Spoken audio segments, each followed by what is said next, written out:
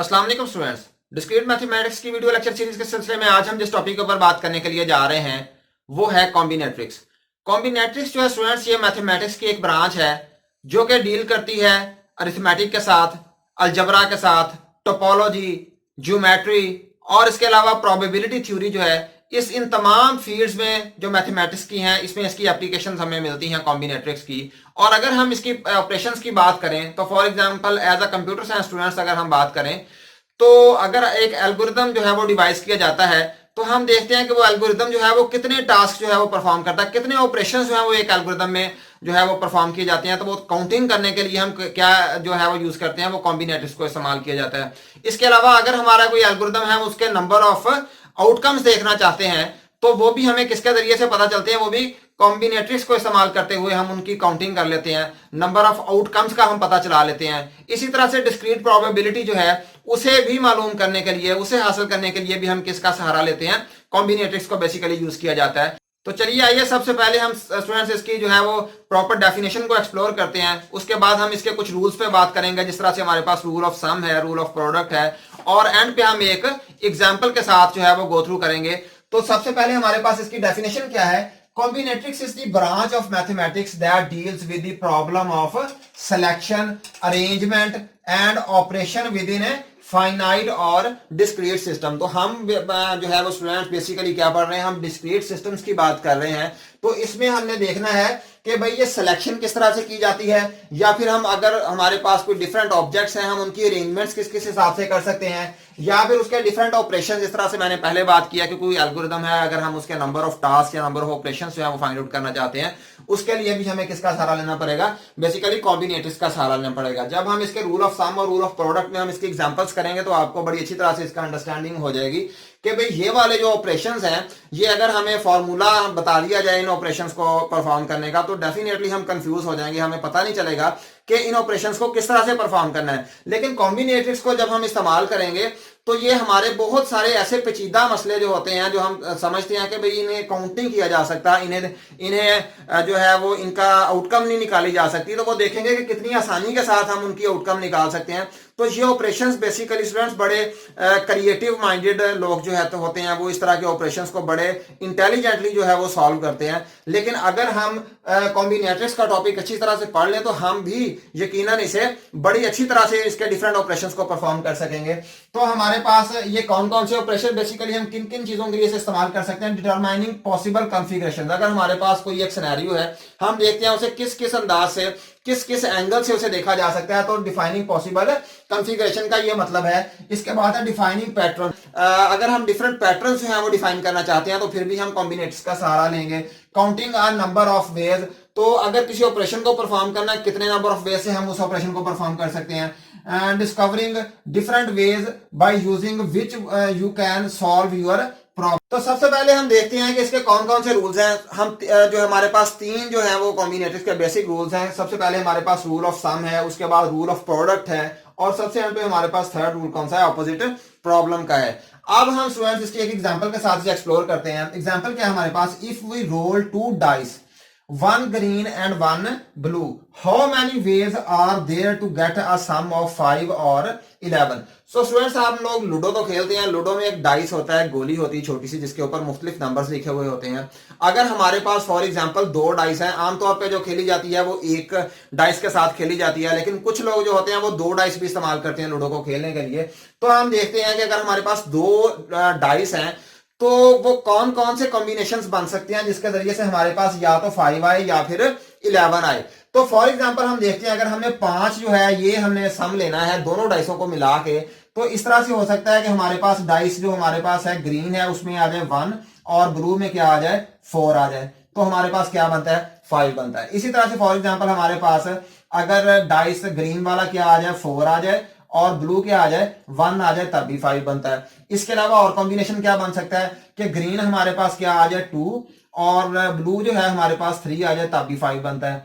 इसी तरह से हमारे पास अगर ग्रीन जो है वो 3 आ जाए और ब्लू जो है वो आ जाए 2, तब भी 5 बनता है। अब तो स्टूडेंट्स इन कॉम्बिनेशन को इस्तेमाल करते हुए हम 5 और 11 को हासिल कर सकते हैं।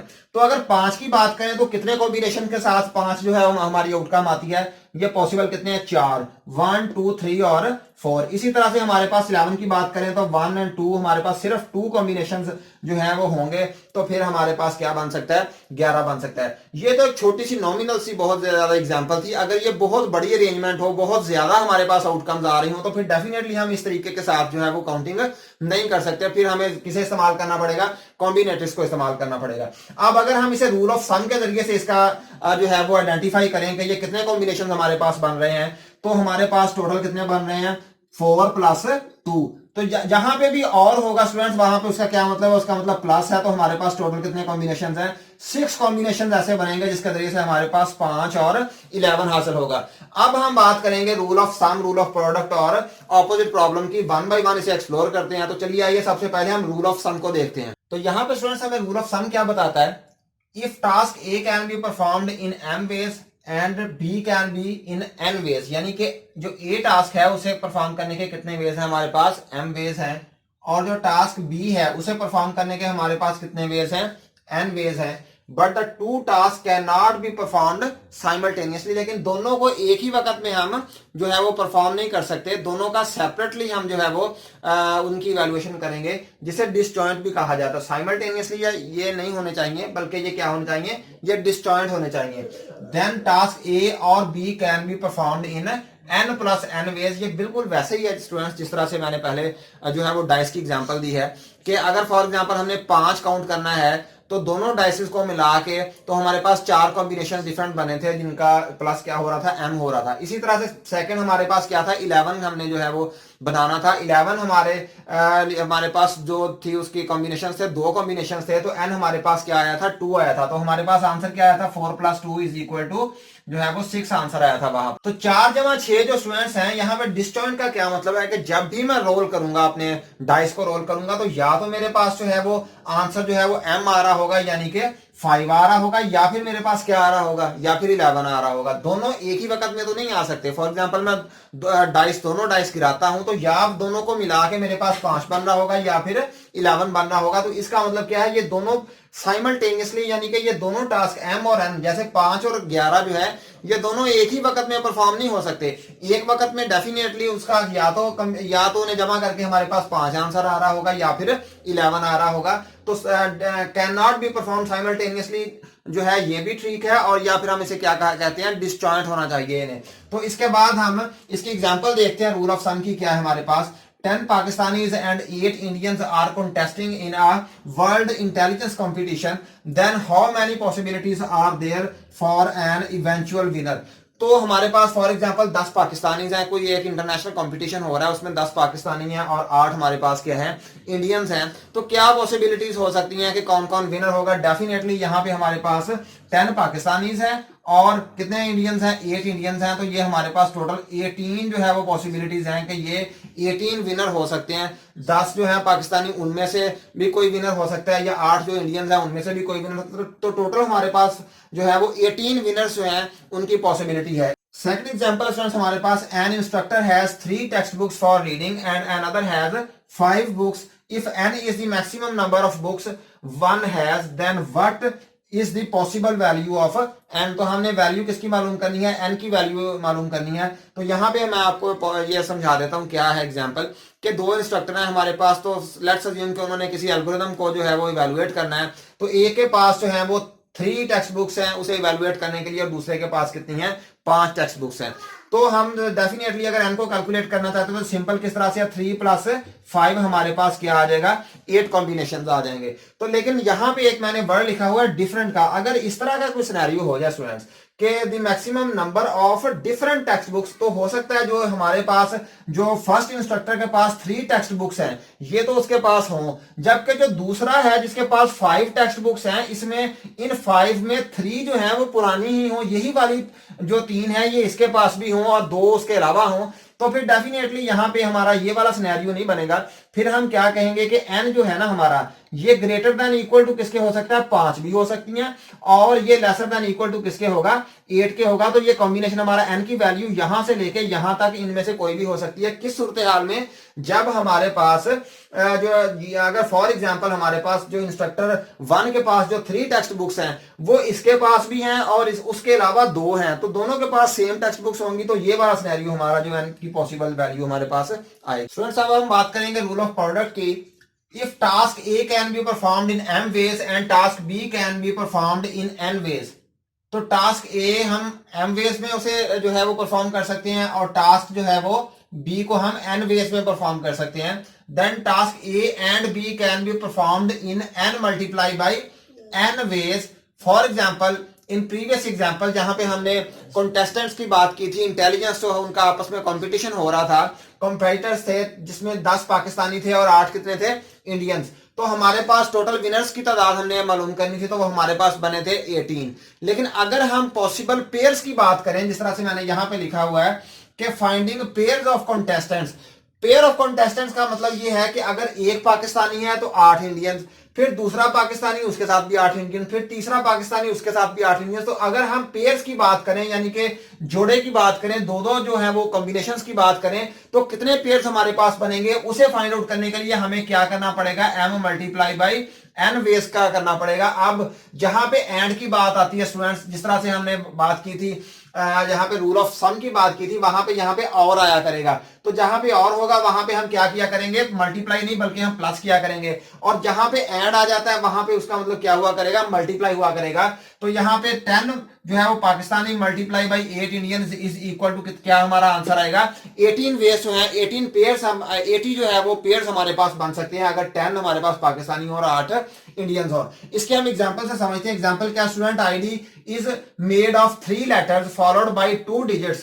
तो जिसका मतलब क्या है, 3 लेटर्स और 2 डिजिट्स। अगर एक स्टूडेंट आईडी है, उसे कोई रजिस्ट्रेशन फॉर एग्जांपल नंबर हमने असाइन करना है या रोल नंबर असाइन करना है, तो किस तरह से हो सकता है कि पहला हो करेक्ट, पहला जो है वो हमारे पास लेटर जो है वो करेक्टर हो, दूसरा भी करेक्टर हो, तीसरा भी करेक्टर हो, चौथा जो है वो क्या हो, डिजिट हो, और पांचवा भी क्या हो, डिजिट हो। यानी कि 3 लेटर्स होने चाहिए उसके आईडी के अंदर और 2 डिजिट्स होने चाहिए।